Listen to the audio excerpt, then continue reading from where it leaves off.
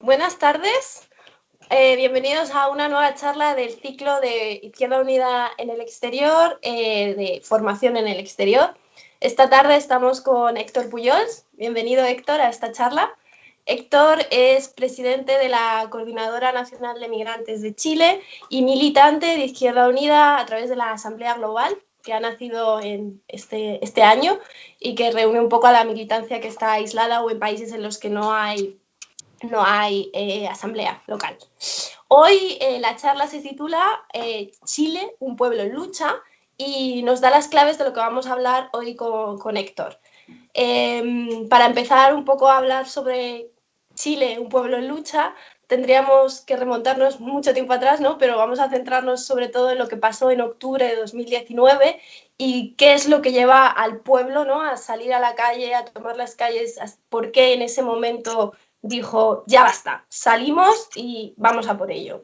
Así que nada, te doy la palabra, Héctor. Bienvenido, si te quieres introducir un poco, sí, también. Hola, ¿cómo están? Bueno, saludarles desde Santiago de Chile.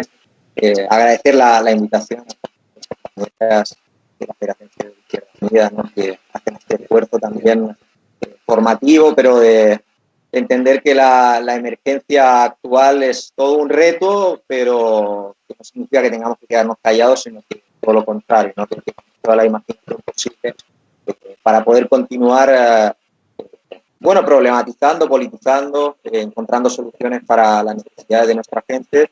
Que felicito también, aprovecho esta oportunidad porque me parece que es excelente este formato que están utilizando.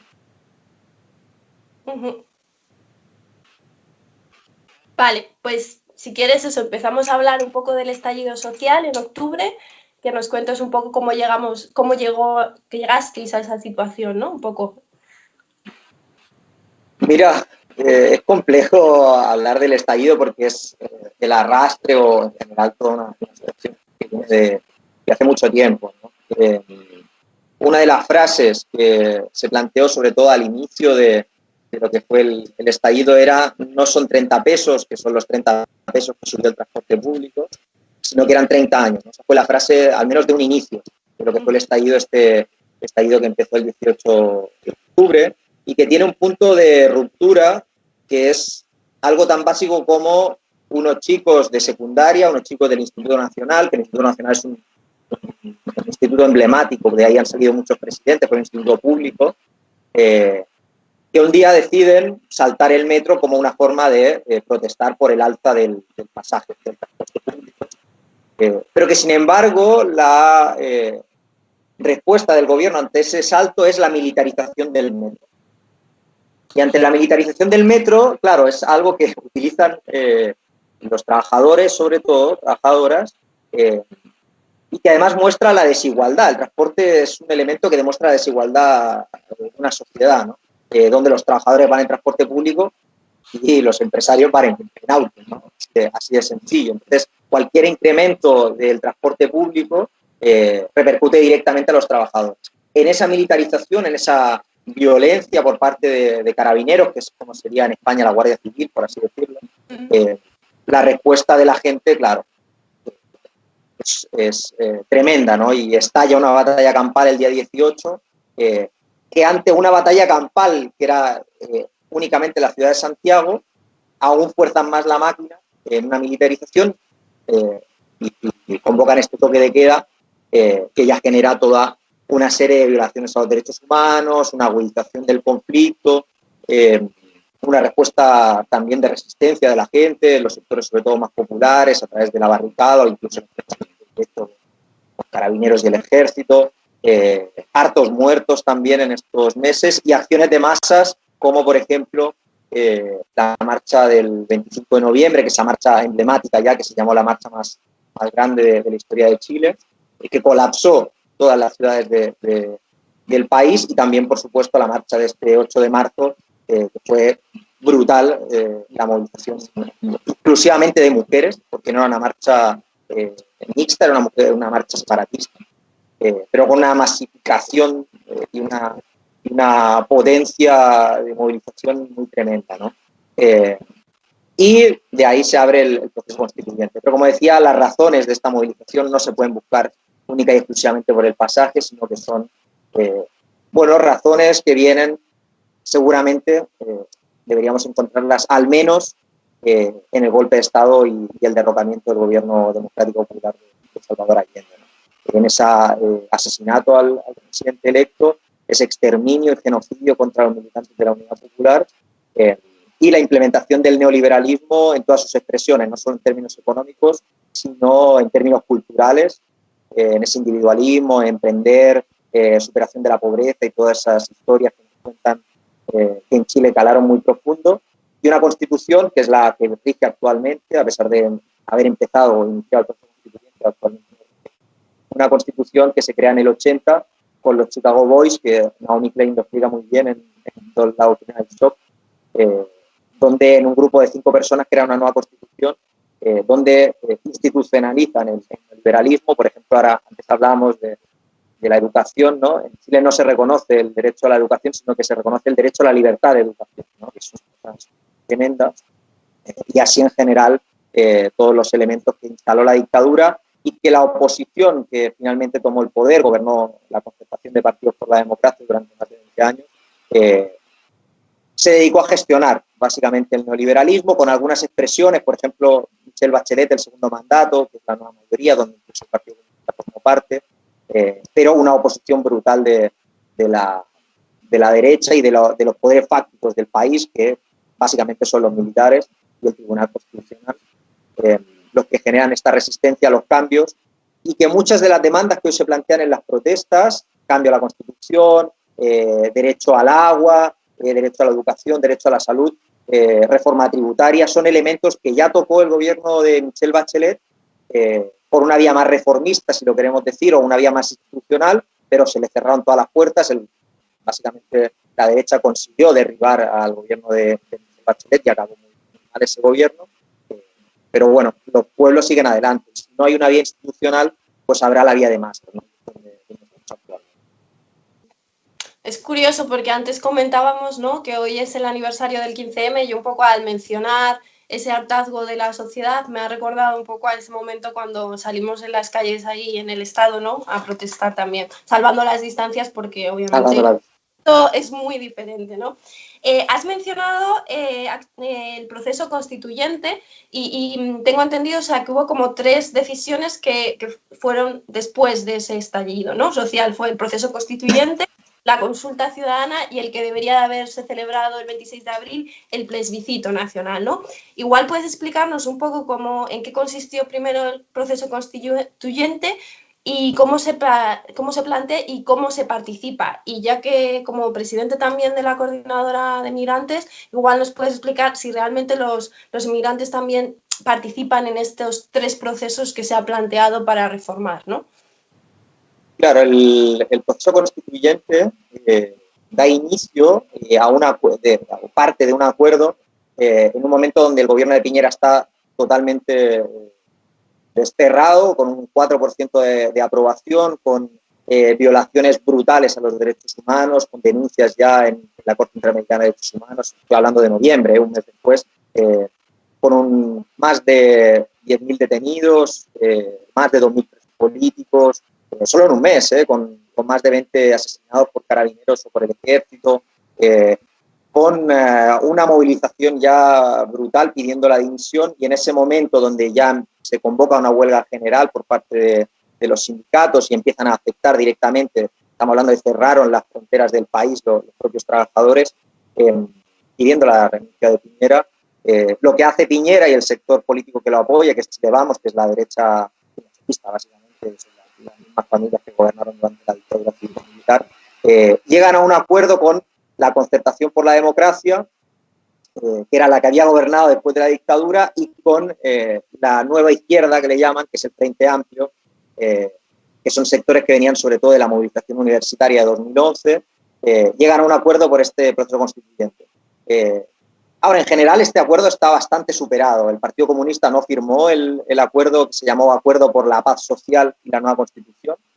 No lo firmó porque consideraba, y yo comparto plenamente esa decisión, no solo el Partido Comunista, sino en general la movilización social bastante amplia respecto al tema del acuerdo, lo que planteaba es que finalmente, ante un presidente que había violado abiertamente los derechos humanos, convocando esta emergencia, sacando a los militares a la calle, estamos hablando que hubieron tanques en las calles de Santiago y de todo Chile en realidad. Lo que planteaba es que no podía seguir Piñera comandando o dirigiendo el país como presidente, y que además la propuesta que se había planteado del proceso constituyente era por las vías institucionales que precisamente la gente estaba planteando que ya no servían.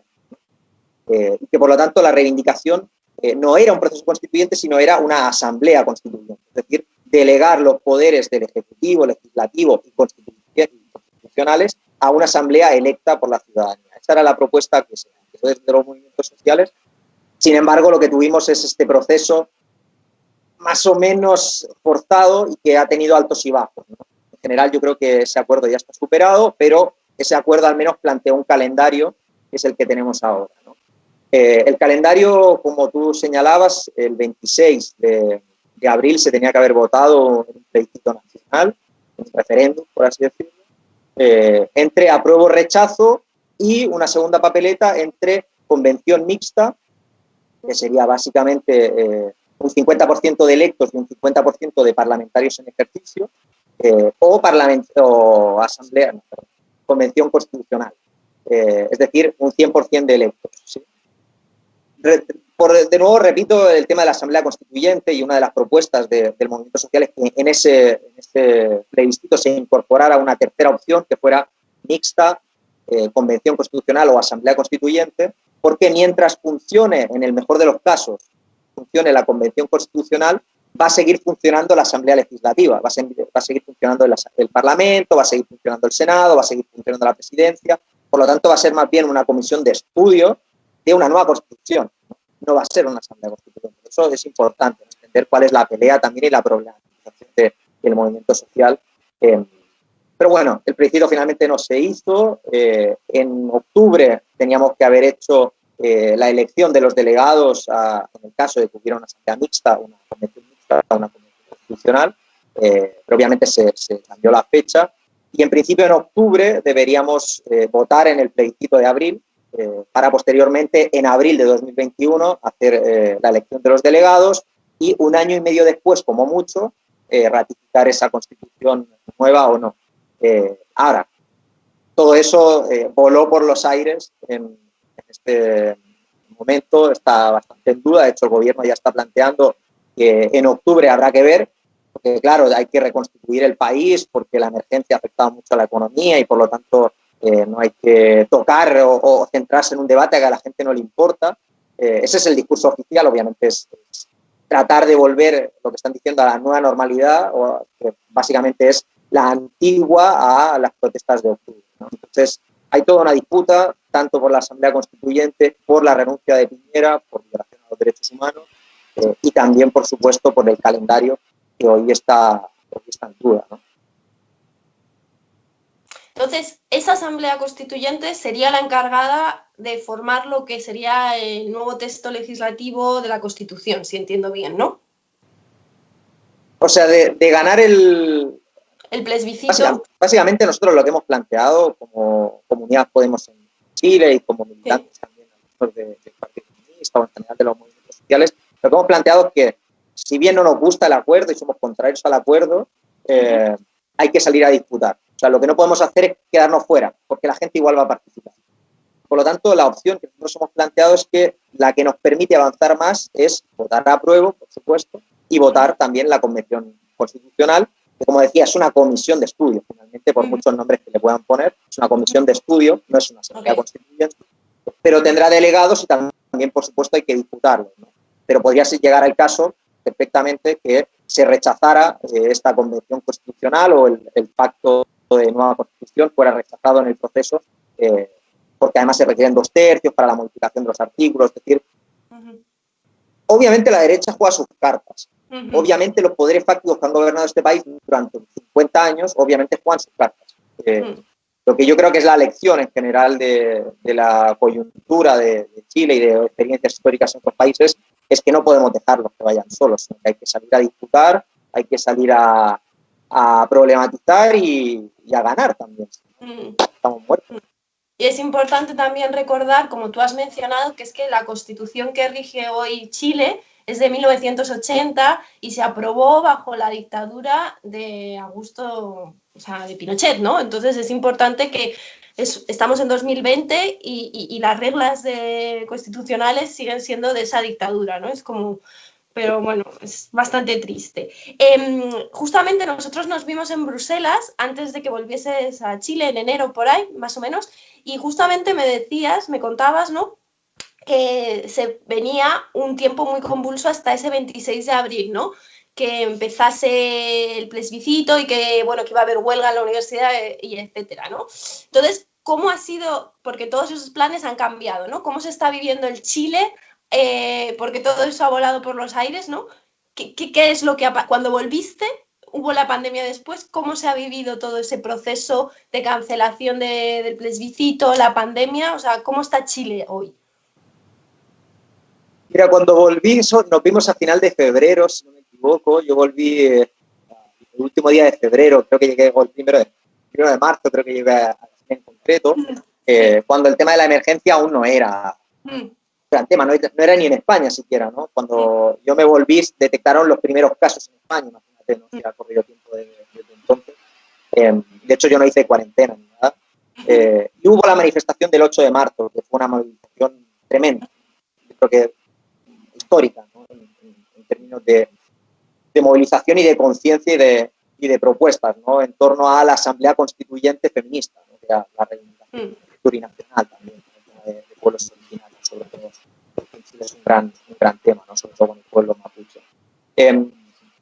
Claro, todos perspectivábamos que al ser febrero un símil a agosto en España, es un mes de vacaciones, ¿no?, es un mes de verano más fuerte y las universidades están cerradas, todos perspectivábamos que en marzo iba a ser una movilización muy fuerte. Empezó así, pero claro, viene la pandemia y obviamente la masa cambia mucho, ¿no? Ahora, movilización sigue habiendo. Movilización centrada en otros elementos, por ejemplo, hoy por hoy, resistir a esta emergencia. Tenemos un gobierno que abiertamente dijo,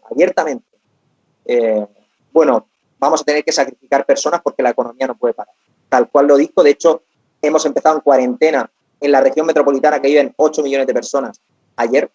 No habíamos tenido cuarentena total hasta el momento, algunas comunas, algunos municipios, pero no habíamos tenido cuarentena total.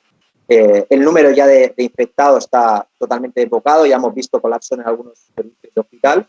Y frente a eso, la consigna, al menos del movimiento social, de las organizaciones populares, de la izquierda, es resistir a esta emergencia porque esperamos medidas del gobierno, nos van a exterminar, directamente nos van a exterminar.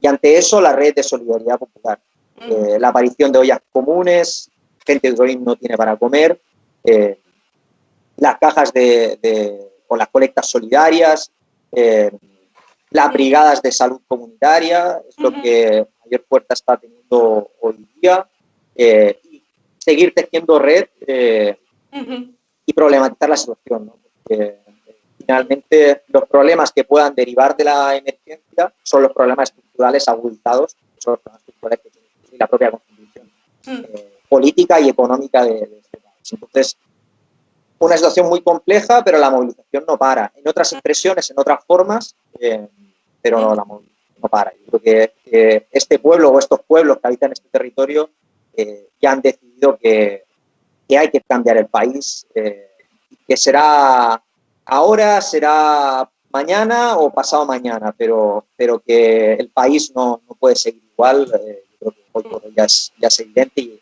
insisto, este pueblo ya se levantó, ya no hay forma de bajarlo. Justamente te iba a preguntar ahora sobre la asistencia del gobierno, pero por lo que estás diciendo debe de ser nula, de Chile a los damnificados, incluso más en particular, ¿no? Igual, ¿cómo es el sistema de salud en Chile? Si es inclusivo, que supongo que no, porque al ser una de las cunas del neoliberalismo, supongo que no. Y sobre todo, cómo se está asistiendo a las personas más vulnerables y precarias, como por ejemplo son los inmigrantes, refugiados o incluso eso, personas sin papeles, ¿no?, que viven en Chile. ¿Cómo es la situación respecto a esto? Mira, hay un gran esfuerzo por parte de los profesionales profesionales de la salud por enfrentar esta emergencia. Son sectores que históricamente en Chile han sido muy movilizados o comprometidos con la inclusión de las personas, de la perspectiva de la que yo conozco, la perspectiva migrante. Sin embargo, por muy esforzados que puedan ser los profesionales, el sistema de salud es el que marca la atención. Y en ese sentido, claro, Chile tiene, como tú bien decías, ¿no? la cuna del neoliberalismo tiene este modelo dual, ¿no? Una salud para pobres, que es la pública, y una salud para ricos, que es la privada, ¿no? Que es el modelo de FONASA y SAPRE, que es el doble modelo, donde, fíjate, ¿no? Ahora llegamos a una situación, no solo en términos de salud, sino en muchos elementos donde el sector privado colapsa, porque obviamente en esta emergencia tiene problemas y ahora piden apoyo al Estado, ¿no? Al Estado que tanto criticaron y que tanto combatieron para que no se metiera en la libertad de las personas, para decidir su sistema de salud y demás. Ahora que quiebran, piden el apoyo, ¿no? Es algo que hemos visto también en España, ¿no? El socializar las pérdidas y la distancia, pues ya la tengo, ¿no? Entonces, es un tema bien complejo, el acceso a la salud. Es evidente que hoy por hoy en Chile están falseando los datos, ya han aparecido, ayer en la noche aparecieron uno de los hospitales más importantes de la región metropolitana, cómo tenía almacenado cadáveres dentro del propio hospital, eso confirmado ya por los propios trabajadores de la salud, y que además en muchos casos lo que están haciendo es, en el parte de función, por así decirlo, ponen otras causas, no ponen coronavirus, no ponen derivado de, sino que ponen pues, trombosis, neumonía o cualquier otro elemento para que no quede como un registro, ¿no? De que la persona fallecida a consecuencia de esta emergencia. Y sobre los inmigrantes y etcétera, porque bueno, si miramos un poco la historia de Chile, nosotros como españoles pues siempre tenemos en la memoria, ¿no? Que en el 39 Chile acogía a más de 2.000 españoles exiliados que huían del franquismo, pero el Chile de hoy no tiene nada que ver con aquel 1939 y sus políticas migratorias distan muchísimo de esa política de puertas abiertas de la que hicieron gala entonces, ¿no? ¿Cómo es las políticas migratorias del gobierno con los inmigrantes? Ya que nosotros somos la federación de un poco de la inmigración en el exterior, ¿no?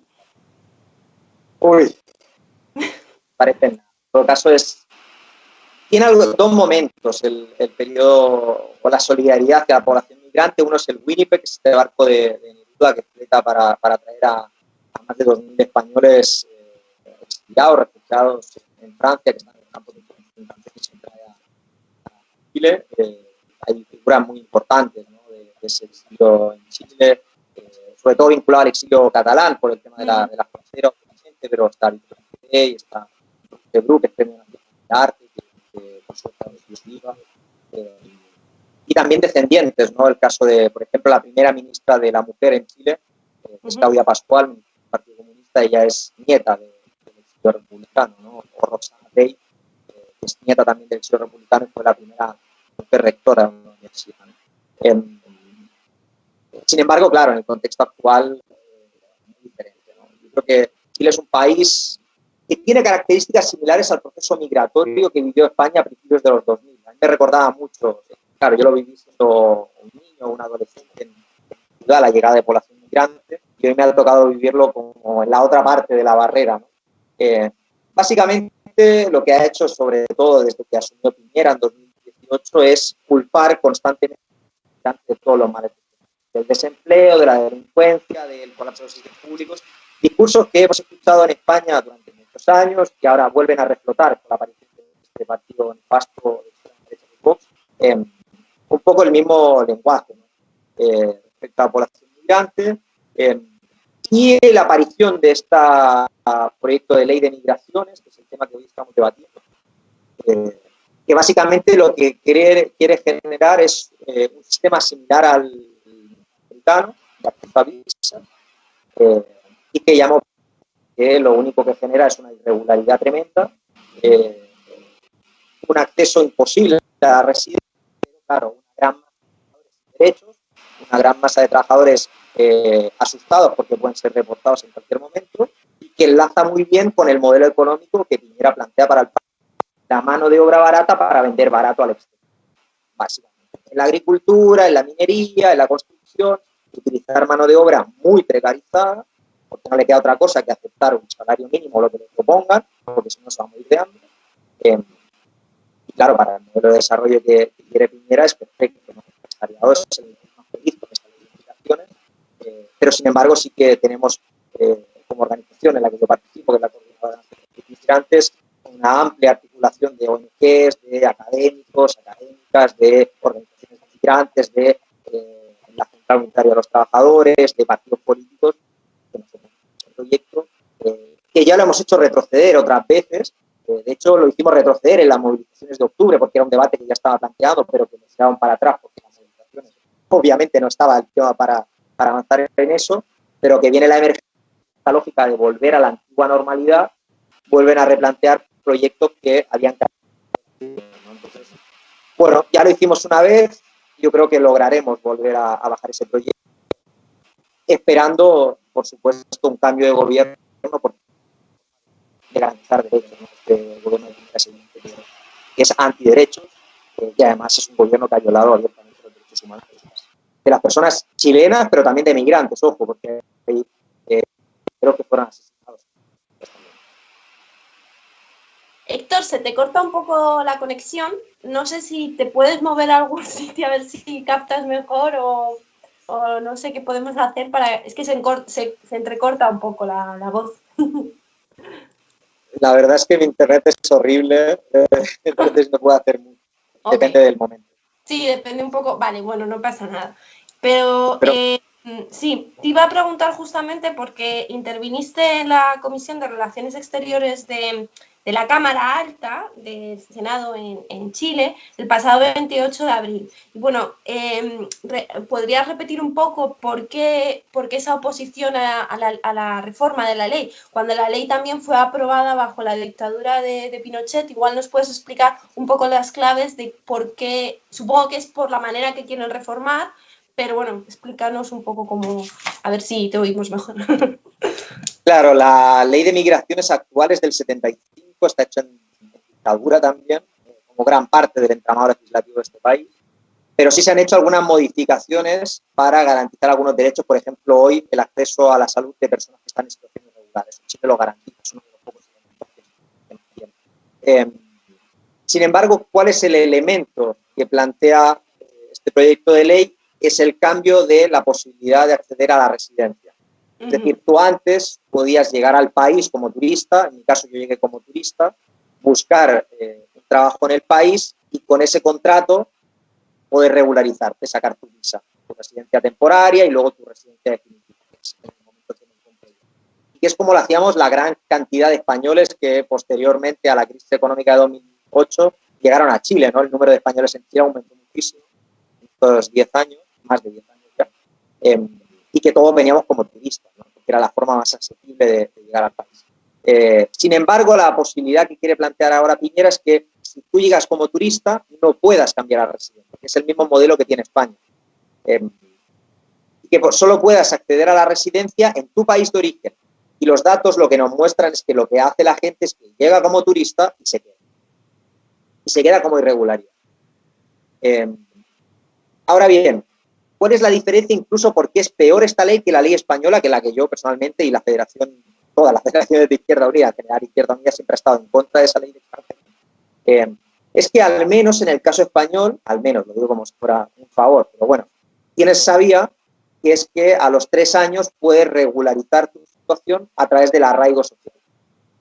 Eso lo permite la legislación española y como mucha gente obtiene la residencia. Sin embargo, en Chile no habría ninguna posibilidad. Es decir, si tú entras como turista y te quedas sin regularidad, tu única posibilidad es la... Punto. No hay otra. Y por lo tanto, obviamente lo que se busca es una masa gigante de trabajadores irregulares, de trabajadores sin derechos y que, bueno, tendrán un gran beneficio para el empresario de este país.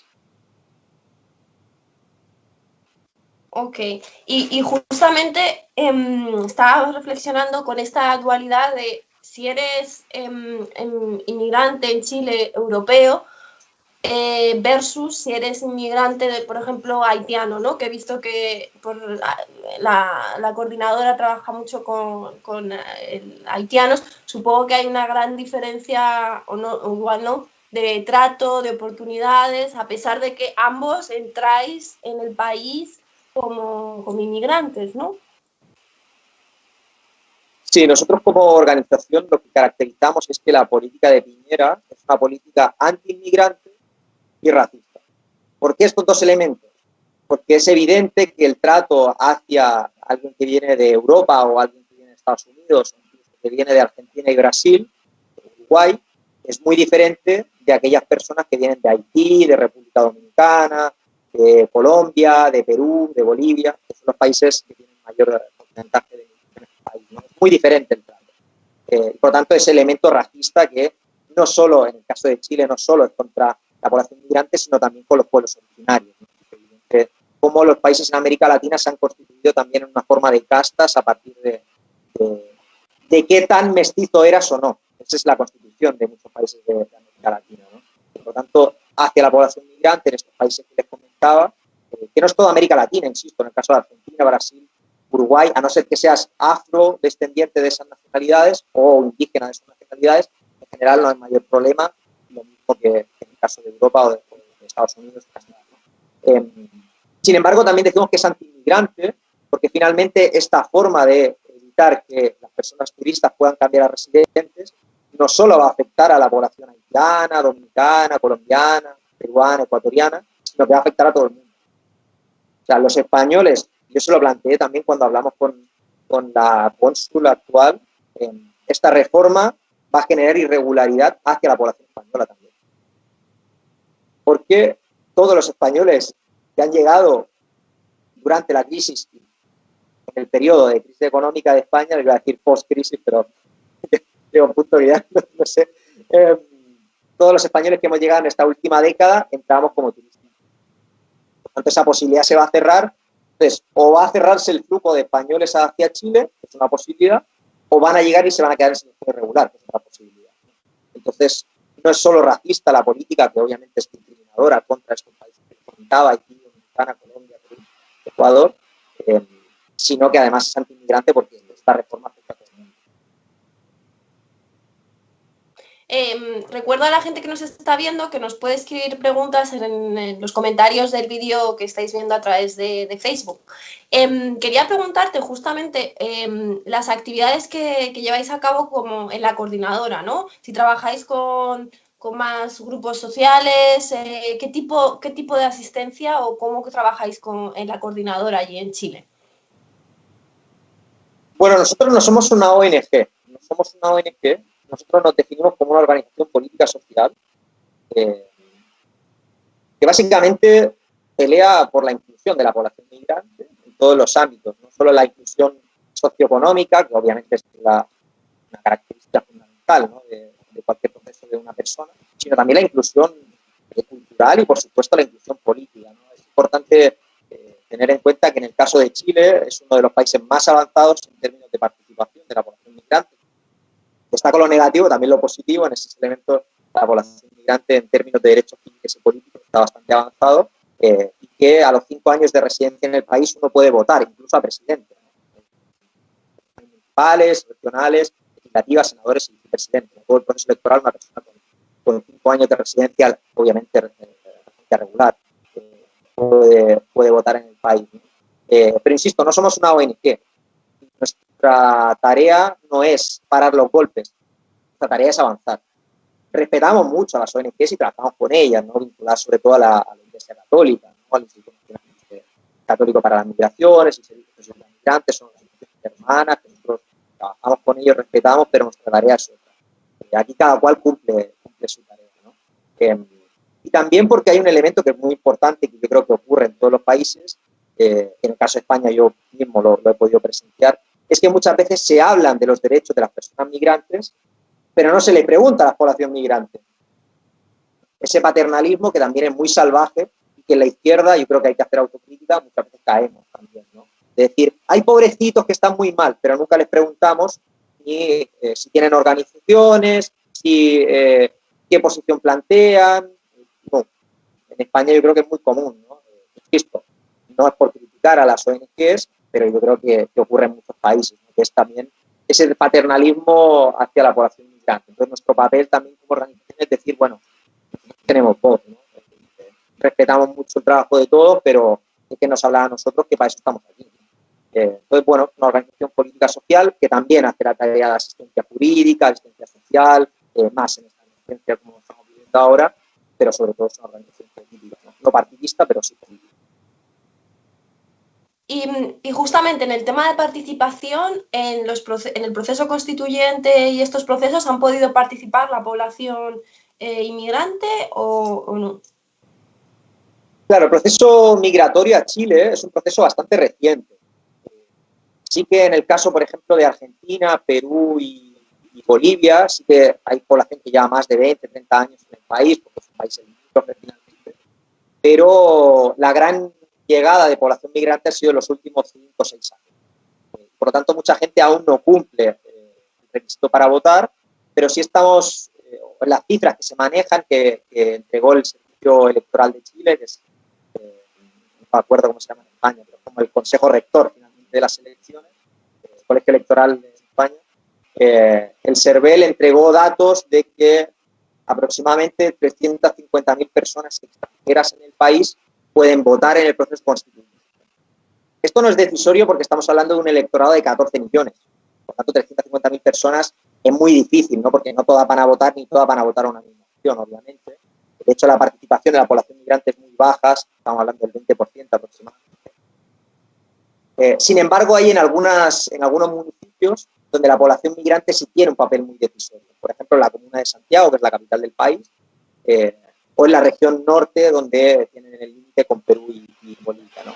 Entonces, sí que entregar derechos, y eso es como la lección que yo también aprendo para España, los derechos civiles y políticos, que muchas veces los miramos como a menos, ¿no? Porque lo importante es lo socioeconómico, es muy importante para la población migrante, porque les permite situarse en el escenario político y presionar.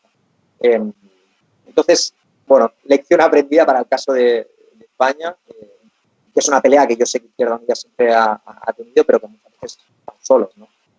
Y hay que seguir reivindicando los derechos civiles y políticos para las personas en España. Y, por supuesto, para los españoles. Bueno, pues por ir cerrando, hemos hablado de un gobierno injusto, anclado en el pasado, que es reaccionario y que no tiene en cuenta pues, a toda la ciudadanía, ¿no? Entonces, una pregunta así de cierre y luego pasamos a las preguntas que nos están haciendo por Facebook. De cara al futuro, ¿cuál es tu percepción de lo que viene para Chile? ¿Y cuáles son los puntos fundamentales que ese grupo de estudio debería cambiar en la Constitución? Supongo que esto da incluso para una charla entera, pero bueno, tu percepción sobre el Chile que viene, ¿no? Y sobre la Constitución. Mira, al menos como organizaciones de migrantes, pensando que la coordinadora es una coordinadora de organizaciones y de colectivos, hay algunos elementos que vamos a pelear con fuerza, ¿no? Respecto a los puntos esenciales del debate constitucional. Principalmente es el tema de incorporar en la Constitución el derecho a migrar, que es un derecho que incorporan otras constituciones, incluso de la región, como es el caso de Ecuador, que reconoce el derecho a migrar. Obviamente eso tiene límites, aquí nadie está planteando que disolvamos las fronteras y nada, pues que la gente entre sin papeles y no pasa nada, no es un punto. Pero obviamente reconocer ese derecho como un derecho humano es muy importante. El tema de la interculturalidad también, el tema de la interculturalidad no solo en términos de población migrante, sino también de los pueblos originarios, en este caso, históricamente han sido muy discriminados, es un porcentaje muy amplio de la población que forma parte del pueblo originario. Y otro elemento también muy importante es el tema de la ciudadanía. En Chile, a pesar de que tú puedas llevar 60 años viviendo en el país, si tú no te nacionalizas, no eres ciudadano. La Constitución establece que los únicos ciudadanos son los nacionales. Punto. Y ya está. Entonces, es un elemento que vamos a pelear. Ahora, ¿qué va a pasar en Chile? ¿O cómo terminará el proceso constituyente? ¿Cómo está esta emergencia? Yo creo que lo que vimos a partir de octubre es una situación pre-revolucionaria, directamente. Un desbordamiento absoluto del Estado, de todas las instituciones del Estado, desde la justicia o sea, es decir, el núcleo duro del Estado, la justicia, el ejército, es decir, la represión, hoy está muy cuestionada en Chile. Y la cuestiona la misma masa. Ahora, le falta dirección muchas veces a esa masa para tomarse el poder, pero ahí yo recojo unas palabras que decía hace unas semanas en una entrevista a una diputada de la derecha, ni siquiera una diputada de la derecha, y decía, seguimos así, nos van a acabar colgando. Sobre todo porque Piñera empezó a plantear, y el vocero del gobierno empezaron a plantear, bueno, este plebiscito constituyente que igual había que aplazar. Y ella dijo, no lo aplacemos, porque si no empezamos a soltar presión, el estallido o la revuelta 2.0 nos cuelgan en la plaza. Entonces, dependerá de lo que haga el gobierno también, de cómo salgamos de esta emergencia, porque si bien la protesta no tenía componentes solamente económicos, hoy por hoy tenemos un problema de alimentación. Entonces, si la pandemia no se resuelve de una forma equilibrada entre quién va a cargar el costo de la crisis, es decir, si la van a cargar la crisis única y exclusivamente a los trabajadores, la revolución tiene para Chile. La revolución no significa, obviamente, el fusil entrando a la moneda, ¿no? Tampoco lo pongamos tan ortodoxos, pero sí un proceso revolucionario de las instituciones del país, ¿no? De transformación profunda.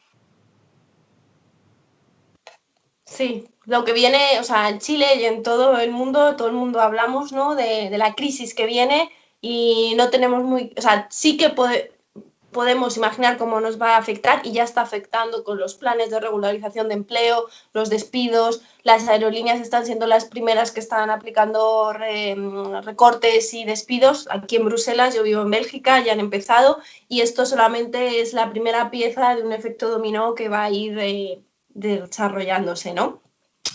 Voy a pasar a las preguntas del chat.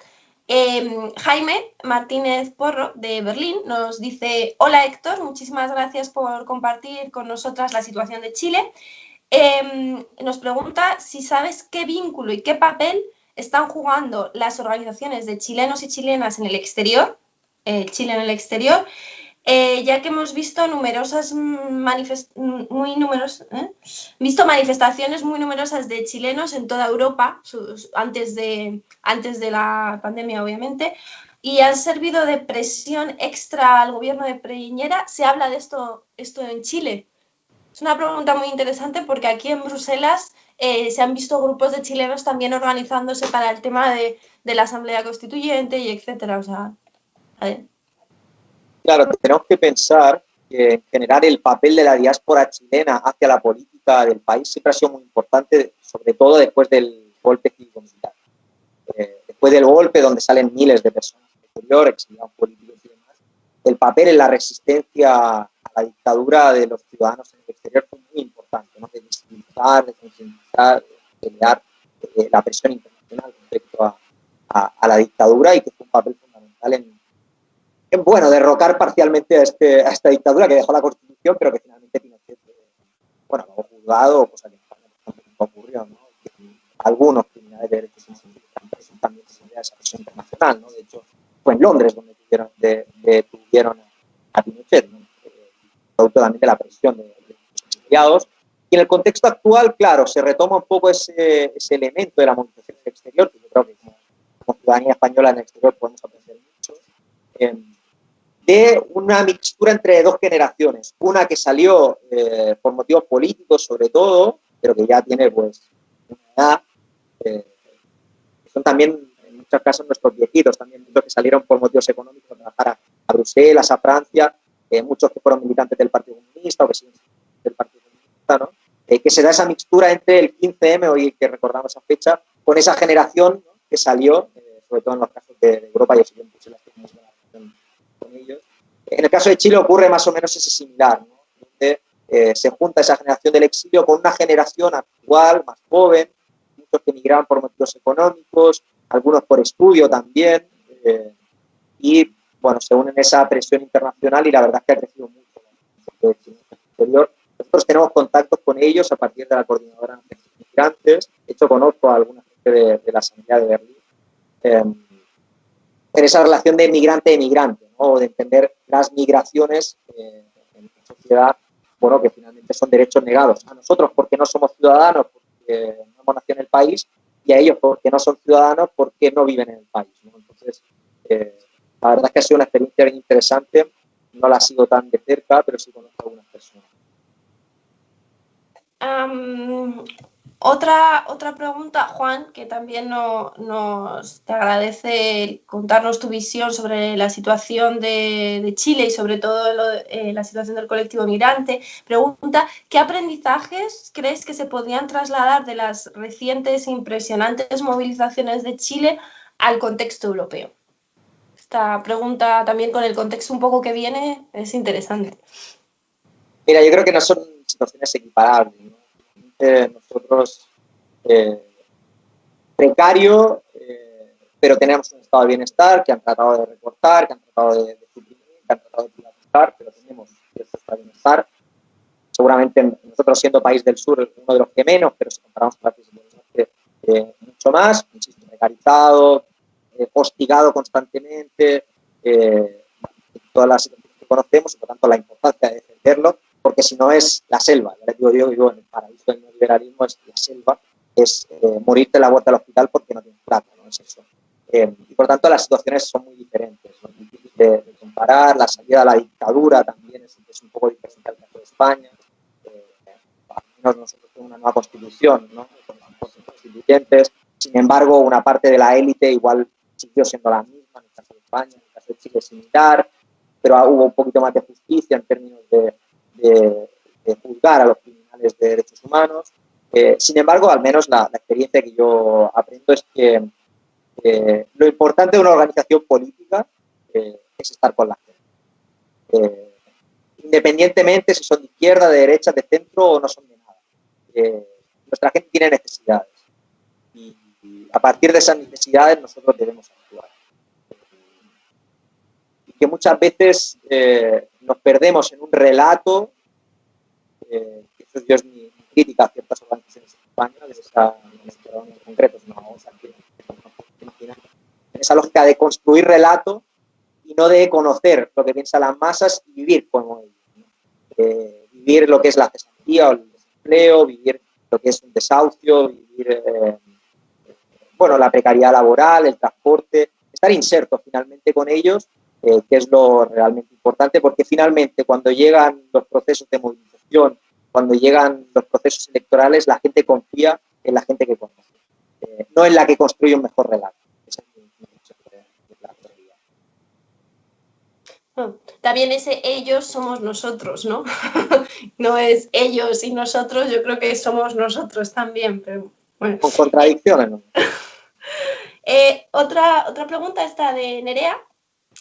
También te agradece la charla y dice, bueno, en Europa estamos viendo cómo la extrema derecha está creciendo. ¿Cómo es la situación en Chile con la extrema derecha si tenemos en cuenta el gobierno liberal de Piñera? Imagino que los fachos se sienten muy cómodos y me imagino que atacan a la población migrante sobre todo. ¿Cómo está siendo intentar contenerles desde la izquierda chilena? Esta es... Claro, para hacernos una idea, porque muchas veces, claro, es difícil no comparar dos países en las formaciones políticas, ¿no? La Democracia Cristiana, que es un partido de centro en Chile, tiene las mismas posturas que el Partido Popular en España. Por lo tanto, a la derecha del centro, que es el PP en España, está todo lo demás. Está la UDI, está Renovación Nacional, que es el partido presidente, está Evópolis, que Chile vamos, que es la extrema derecha en España, es Vox. O sea, ¿ustedes se imaginan cómo sería esta emergencia con Vox en la presidencia y teniendo la mayoría en el Parlamento? Bueno, ¿se imaginan cómo sería? Pues eso es Chile, a grandes rasgos. Por tanto, bueno, tenemos un gobierno de extrema derecha y más allá incluso de ese gobierno de extrema derecha, hay grupos armados de extrema derecha, siempre lo saben.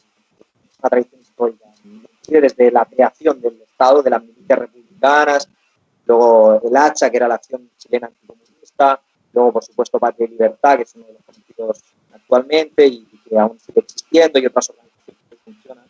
que en las protestas salieron a combatir a las movilizaciones, algunos baleados por parte de la extrema derecha, están muy vinculados al estado más profundo del Estado chileno, a la relevancia de la policía, del ejército, que tienen grandes vínculos con ellos, pero obviamente la izquierda también sí que sabe combatir muchas veces mejor que nosotros en todas sus formas.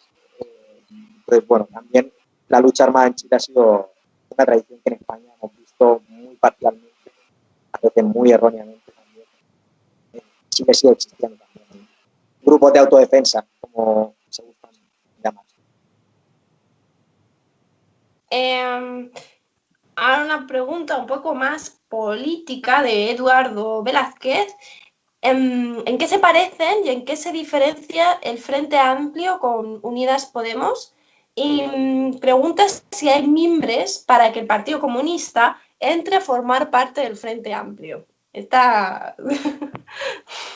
La maldad. Bueno, Eduardo vivió en Chile. De hecho, lo conocí, no físicamente, pero lo conocí cuando yo llegué a Chile, ya yo estaba viendo en Chile, y yo poco tiempo. Chile es enorme, en general, entonces no estar presencialmente. Bueno, no se parece en nada a Unidas Podemos y el Frente Amplio. El Frente Amplio parte de las movilizaciones estudiantiles de las universidades emblemáticas de este país, que en realidad están conformadas por una élite de izquierda, pero élite finalmente. No estoy diciendo que todo el Frente Amplio sea de élite, ni mucho menos.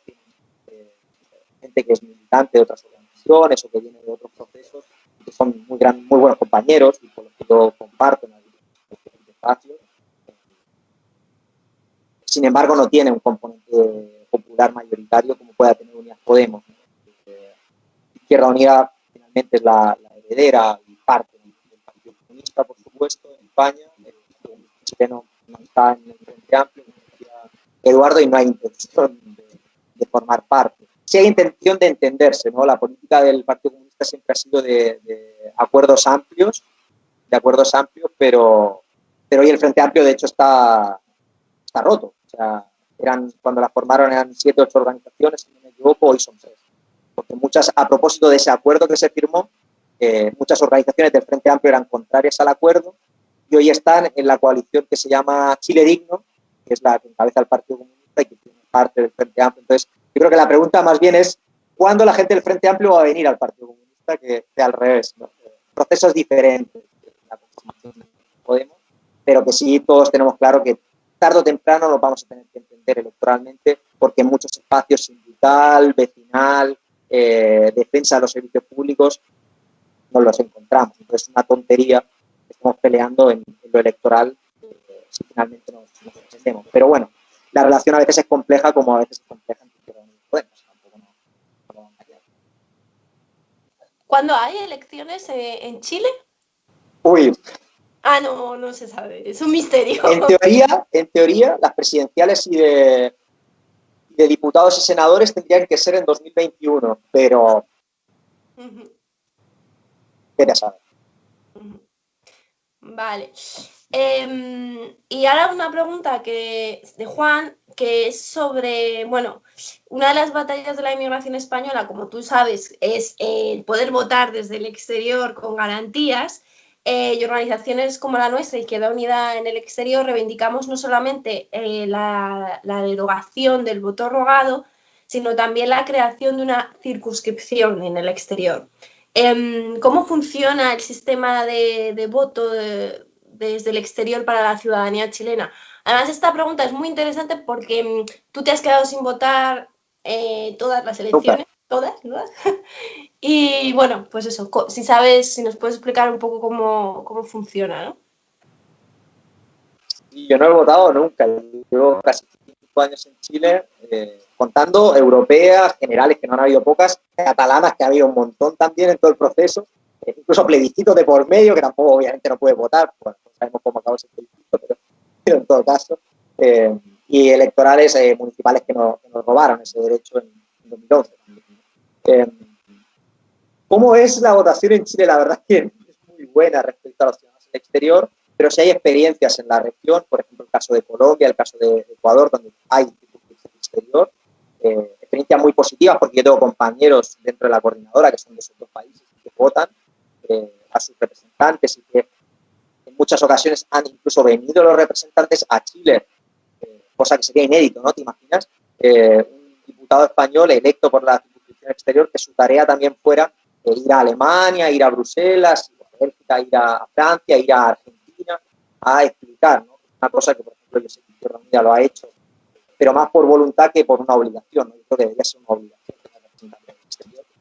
En el caso de Chile, recién están garantizando el derecho a voto para los ciudadanos del exterior, solo para las presidenciales. Fueron en las elecciones de 2017, donde votaron la primera vez un porcentaje muy menor de los residentes del exterior, porque eso es otra cosa de la herencia de la dictadura, ¿no? Que es como sabían que los que residían en el exterior eran oposición, pues les quitaron el derecho a voto, básicamente. Entonces, es una reivindicación que, sobre todo la red de asociaciones europeas de chilenos en el exterior, ha peleado durante muchos años. Y que, por suerte, en el gobierno de la nueva mayoría, de Michelle Bachelet, se consiguió el derecho a voto, al menos en las presidenciales, pero bueno, aún queda mucho por avanzar.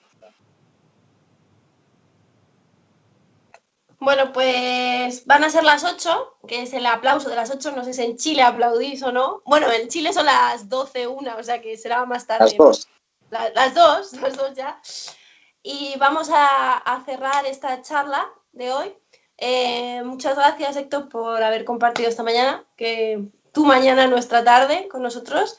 Y nada, y recordar a la gente también que la semana que viene vamos a seguir con temas de Latinoamérica también, que vamos a hablar el viernes a las 7 sobre la ley de descendientes, que es un tema que también la inmigración española en Chile está muy pendiente de su aprobación y etcétera. Vamos a explicar en qué consiste y cuál ha sido el proceso para llegar a ella. Y bueno, pues es Héctor, que muchísimas gracias. Y no, gracias a vosotros por la invitación. Ahí seguimos, estaré pendiente el próximo viernes porque es un temazo también en Chile, sí. de los descendientes, y ahí siempre recordar, ¿no? Que la organización que ha hecho bandera de eso, además de las organizaciones sociales, la organización política, pues, nosotros, ¿no? También orgullosos por eso.